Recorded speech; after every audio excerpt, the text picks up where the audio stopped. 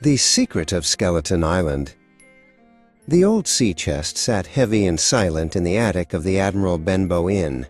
After the mysterious Billy Bones breathed his last, Jim Hawkins and his mother carefully turned the iron key.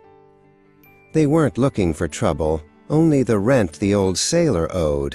But beneath a pile of moth-eaten coats and rusted trinkets, Jim's fingers brushed against a roll of oilskin. He pulled it out, his heart hammering against his ribs. Inside was a map, marked with a scarlet X and the chilling name of Captain Flint.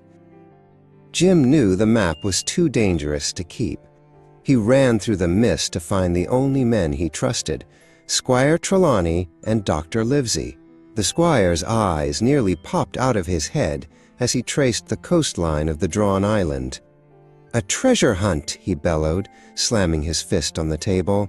He promised Jim they would find the finest ship in Bristol and sail for the horizon. Jim felt a thrill of excitement, unaware that the sea held secrets far darker than ink on paper.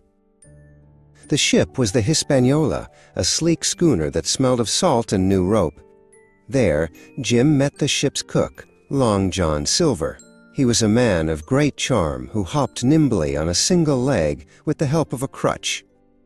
Silver told Jim grand stories of the Spanish Main and taught him the names of the stars. With his parrot, Captain Flint, screaming, "Pieces of 8!" on his shoulder, Silver seemed like the perfect friend for a lonely boy at sea. One evening, Jim climbed into a near-empty apple barrel for a snack. As he drifted toward sleep, he heard voices. He froze. Just inches away, Silver was speaking to the crew, but his voice was no longer kind. He was plotting a mutiny. Jim realized with horror that the honest sailors were actually Flint's old pirate crew. They were waiting for the treasure to be found before they struck. Jim stayed as still as a mouse, his breath coming in shallow gasps. When the ship finally anchored at Skeleton Island, Jim slipped away and ran into the thick jungle. The air was heavy with the scent of rotting hibiscus.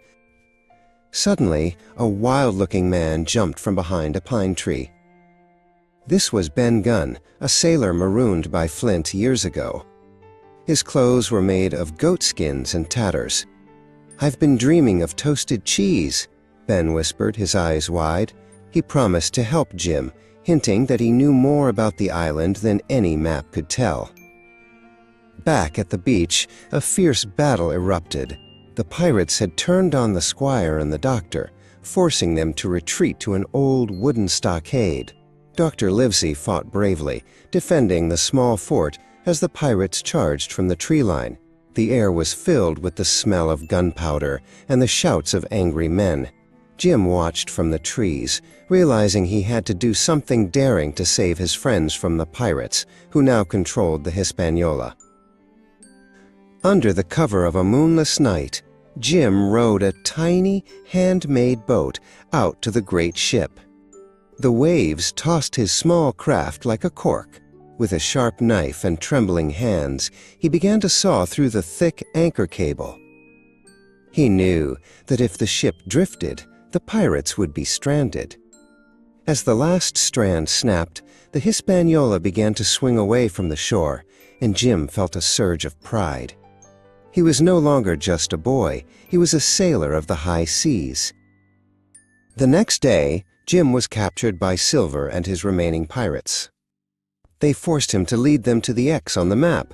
They climbed the hills until they reached the spot, their shovels ready and their greed burning bright. But when they reached the site, they found only a massive empty hole. "The treasure!" Silver roared, his face turning pale. "It's gone!" The pirates began to snarl at one another, their dreams of gold vanishing into the salty air. Suddenly, a volley of shots rang out from the bushes. Dr. Livesey and Ben Gunn appeared, having outsmarted the pirates. Ben let out a high-pitched laugh. He had found the treasure months ago and moved it all, coin by coin, to his secret cave. As they led Jim away from the angry mutineers, they entered a cavern filled with mountains of gold. Spanish doubloons and bars of silver glittered in the torchlight, reflecting in Jim's tired but happy eyes. They loaded the gold onto the Hispaniola and set sail for home, leaving the mutineers on the island.